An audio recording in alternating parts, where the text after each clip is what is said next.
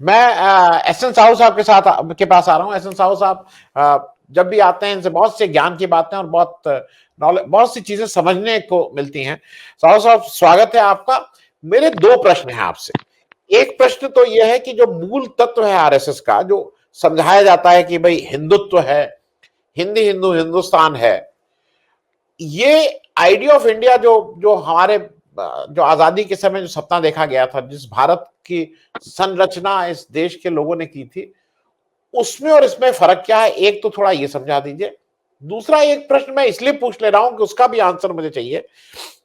आप का जो गृह प्रदेश है उड़ीसा, मुझे हरदम एक चीज देख के दुख होता है कि, और दुख होता है कि वहां का एक व्यक्ति बीजू पटनायक थे।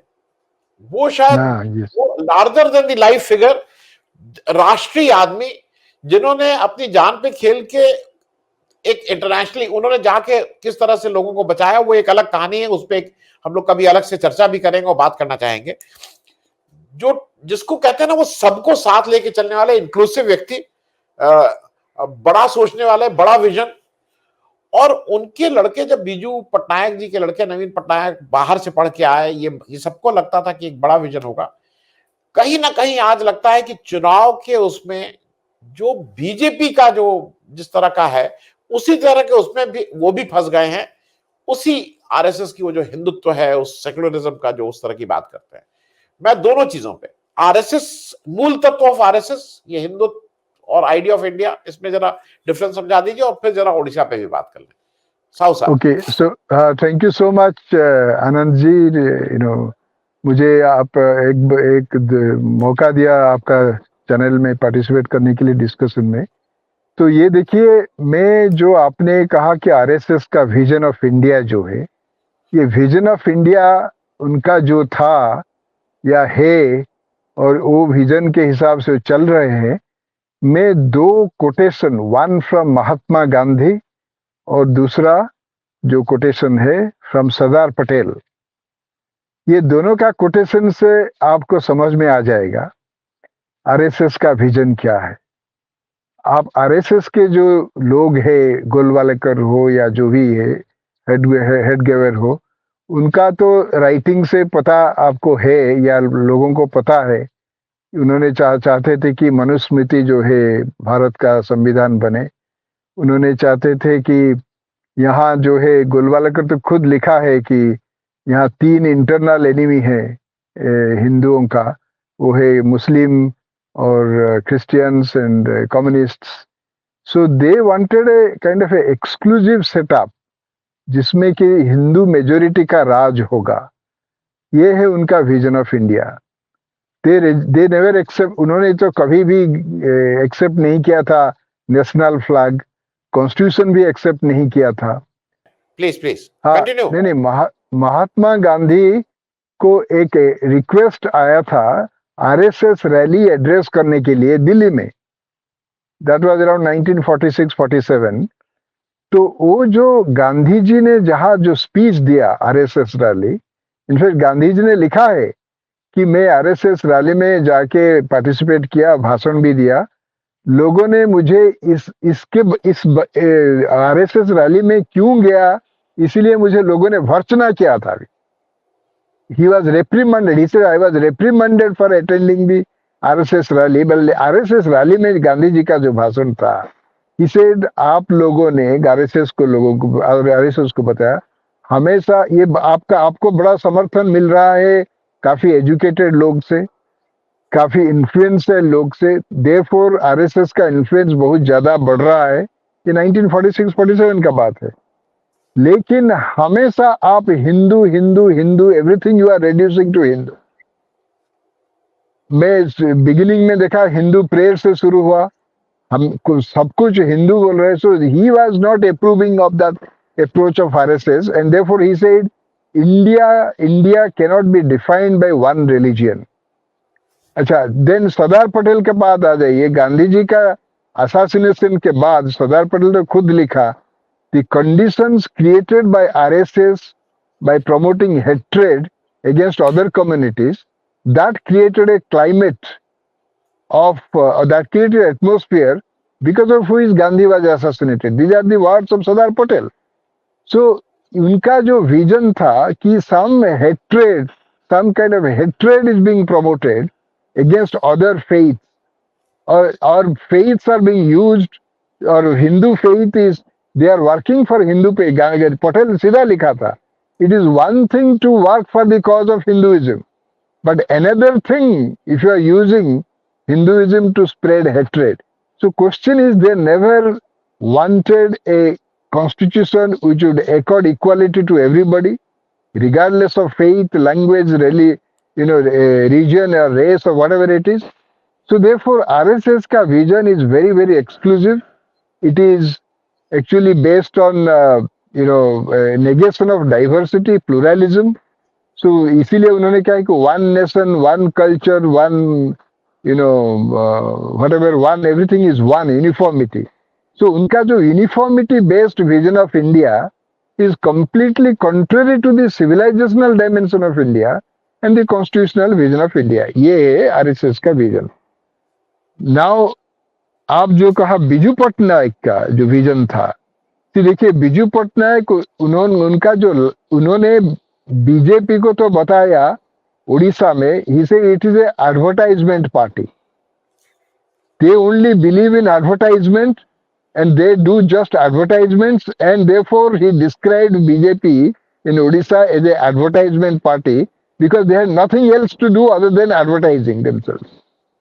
Secondly, in his last speech in Lok Sabha, उन्होंने March, I think 17th March को in March, sometime in March, 1996 he expired. And उनका जो लास्ट स्पीच था लोकसभा में, एक्चुअली सुंदरलाल पटवा जब motion of thanks and president's address में पार्टिसिपेट कर रहे थे, तो उन्होंने कहा कि बीजेपी, सुंदरलाल पटवा जो the former chief minister of Madhya Pradesh, जब जैसे ही बोला कि देखिए हमारा बीजेपी जो है एक नेशनलिस्ट पार्टी है, हम जो है नेशनलिज्म को आगे रखते हैं, आगे बढ़ाते हैं, तो बिजू पटनायक ने कहा, उन्होंने खड़े हो गए, उन्होंने कहा कि BJP nationalism will break India into 20 pieces. I will oppose tooth and nail against that nationalism which would break India into 20 pieces. We believe in nationalism which will unite India. So this is the vision of Biju Patnaik. And in fact, when I wrote an article in a major Odia newspaper on Biju Patnaik's world view, and when I quoted him that Biju Patnaik said that BJP's nationalism will break India into 20, I was threatened by many people. अभी ये 3 साल का पीछे में लिखा था, I think 2019 or 20. So Biju Patnaik, he was a product of the freedom struggle. He was very close to Jawaharlal Nehru, and in fact, in one of his speeches in Rajya Sabha in 1971, he described Nehru as Nehru as India's best prime minister so far. Okay, so therefore, I mean, यहाँ से आपको पता चलेगा कि बिजू पटनायक का commitment to the ideals of the freedom struggle, ideals of inclusive and constructive nationalism, and therefore obviously that is quite contrary to the RSS vision of India. मैं doctor साहब आपसे अब मैं थोड़ा इसलिए पूछना चाह रहा था और मैं थोड़ा उसका आराम से आपसे जवाब चाहूंगा. मैं 2 चीजें पूछ रहा हूं. एक तो जो डेमोक्रेसी है उसमें I must have choice. Democracy का मूल मंत्र है कि आई शुड हैव चॉइस. मुझे ये भी चॉइस हो, मैं ये भी खा सकता हूं, मैं ये भी ले सकता हूं, मैं इसको वोट कर सकता हूं. एंड डेमोक्रेसी का दूसरा प्रिंसिपल जो मैं समझता हूं एज अ वेरी लेमैन कि it is also difference of ideas है. आपकी आइडिया दूसरी है, आप इस रास्ते से देश को ले जाना चाहते हैं, हम इस रास्ते से लेकिन ये जो एक मूल मंत्र है ना कि हम कांग्रेस मुक्त भारत कर देंगे, हम किसी को नहीं इसमें रहने देंगे, ये जरा मैं आपसे समझना चाहता हूं कि द वेरी आइडिया कि हम कांग्रेस मुक्त भारत कर देंगे अगर कोई पार्टी प्रोपोगेट कर रही है तो क्या वो डेमोक्रेटिक वैल्यूज को मानती है? एक. दूसरा एक और चीज मैं इसलिए पूछ लूं क्योंकि you are best qualified among us. ये जो द्रविड़न और आर्यन का खेल शुरू किया था इन्होंने गवर्नर रवि के थ्रू, वो जो तमिलनाडु, और वो हालांकि उसको विड्रॉ किया आज उन्होंने क्योंकि उनको लगा इससे ये गड़बड़ हो जाएगा. इन दोनों चीजों पे मैं जरा आपसे पूछना चाहता हूं कि एनीवन हु प्रोपोगेट्स कि कांग्रेस मुक्त, तो वो क्या डेमोक्रेसी में उसका विश्वास है? साहू साहब। बिफोर मैं, इससे पहले आपने जो सवाल पूछा या जो पॉइंट्स रेफर किया, उसका उत्तर देने से पहले मैं वेरी संक्षिप्त में आपका जो सारे जो मुस्लिम्स को टेररिस्ट जैसे बता रहे हैं या सारे टेररिज्म को मुस्लिम के साथ जो जोड़ रहे हैं, इस संदर्भ में मैं स्वामी विवेकानंद को कोट करना चाहता हूँ। स्वामी विवेकानंद ने उनका lectures from Colombo to Almora जो किताब है, उन्होंने लिखा है, वहां लिखा था, Islam is a mighty force for brotherhood and equality, and therefore it was accepted by millions of people in India, and they were all from the lower rung of the society. So this is the idea of Islam which was given by Swami Vivekananda. उनसे कोई बड़ा हिंदू हो सकता है क्या? Second point, Mahatma Gandhi जब सत्याग्रह का formulate किए थे, सत्याग्रही बनना चाहते हैं, सबको सत्याग्रही बना रहे थे, उन्होंने कहा 4-5 सत्याग्रही इतिहास में थे। एक तो है हिंदू पुराण में जो प्रहलाद, वो सत्याग्रही थे, पहला सत्याग्रही। सेकेंड सत्याग्रही जो थे गांधी जी के हिसाब से, वो थे सोक्रेटिस। थर्ड सत्याग्रही according to Gandhi was Jesus Christ. और फोर्थ सत्याग्रही गांधी जी ने कहा इमाम हुसैन, इस्लाम का स्ट्रीम में जो इमाम हुसैन है। और फिफ्थ सत्याग्रही का मीराबाई। ये देखिए, सत्याग्रह का लेसन गांधी जी ने सीखा था फ्रॉम इस्लाम का जो इमाम हुसैन। अच्छा, ये this we need to keep it in mind, all such examples जो गांधी स्वामी विवेकानंद का जीवन से हमको शिक्षा मिल रहा है। और जो टीपू सुल्तान के बारे में बताया, देखिए प्रेसिडेंट कोविंद जब कर्नाटक असेंबली एड्रेस करने के लिए गए थे, वहां तो खुद वहां उनका स्पीच में उन्होंने कर्नाटक में ही बोले थे, प्रेसिडेंट कोविंद जो कि बीजेपी इलेक्ट किया था, उन्होंने कहा था कि Tipu Sultan first ruler in the world, ये पृथ्वी का, ये जो दुनिया का पहला ऐसा योद्धा थे जो रॉकेट लॉन्च किया था। जो रॉकेट जो है, जो ब्रिटिशर्स को समझ में नहीं आया क्या अस्त्र ये उन्होंने इस्तेमाल कर दिया उनके खिलाफ। तो उस दिन उन्होंने, देखिए टीपू सुल्तान जो है, he was joining hands with Napoleon के साथ जॉइन हैंड्स करके ब्रिटिशर्स को उनका यहाँ से निकालने के लिए उनका योजना चल रहा था। तो ये प्रेसिडेंट KR नारायणन जिसके साथ में काम किया, उन्होंने जब फ्रांस विजिट किया, उन्होंने कहा कि अभी जो इंडिया फ्रांस का स्ट्रैटेजिक इनिशिएटिव शुरू हुआ है, तो टीपू सुल्तान और नेपोलियन शुरू किए थे। तो ये ऐतिहासिक तथ्य है, उसको हमको समझना पड़ेगा। ये जो मिथ्या जो उन्होंने प्रचार कर रहे हैं टीपू सुल्तान के बारे में या इस्लाम के बारे में, काउंटर करने के लिए आपने जो क्वेश्चन पूछा, ये जो कांग्रेस मुक्त Bharat, it's a very arrogant way of looking at the democratic system of our country. We need to have as many political parties as possible. Call coming, sorry. So, so therefore, it is against democracy, against multiplicity, our pluralism, to say that one political party. So this is against democracy. This is against constitutional vision of India, where pluralism, many political parties, they were being considered. And the other point that you asked, in the कौन सा point आपने पूछा, the other point apart from Congress मुक्त भारत और democracy में एक जो रवि साहब ने, जो गवर्नर ऑफ तमिलनाडु ने शुरू किया था, द्राविडन आर्य, ये देखिए इसी द्राविडन पार्टी का नाम ही DMK, Dravida Munnetra Kazhagam, AIDMK, all India Dravida. So Dravida word तो वही पार्टी का नाम है। और there are several other, you see, we have Dravidian culture, that's a very integral part of Indian culture.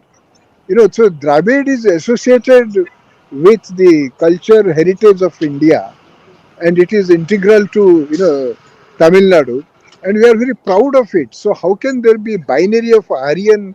Fine, if it is Aryan, that is okay. So that is also part of our culture, part of our tradition, part of our heritage.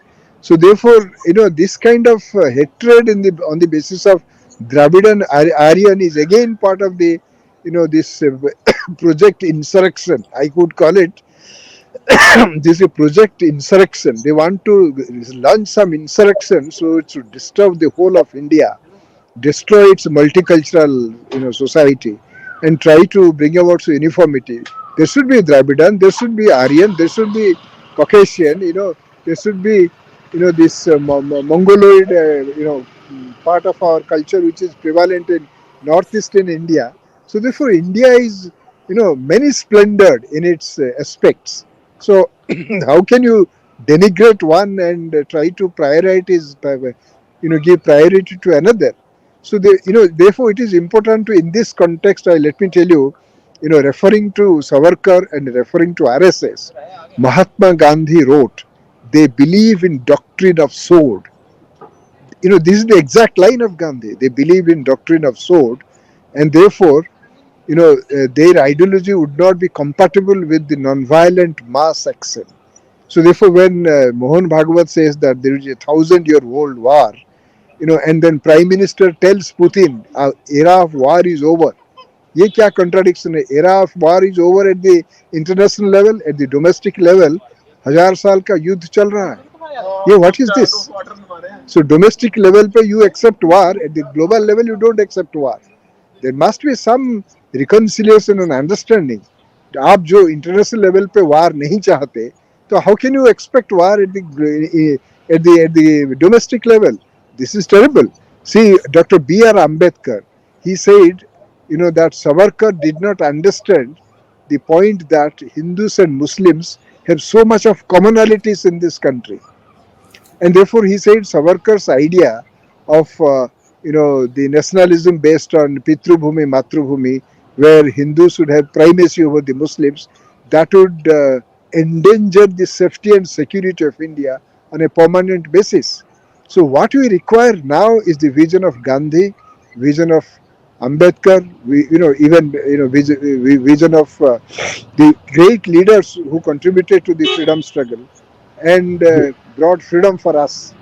So on the occasion of the 75th anniversary of independence, we need to recall this vision, Gandhi, Ambedkar and Nehru, and of course Maulana Azad and Netaji Subhash Chandra Bose का जो अभी 23rd January को उनका birthday आ रहा है, उस वक्त भी we need to recall.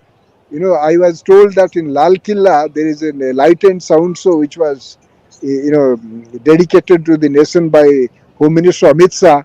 उसमें से नेहरू और भुलाबाई देसाई का नाम उन्होंने मिटा दिया है, काट दिया है.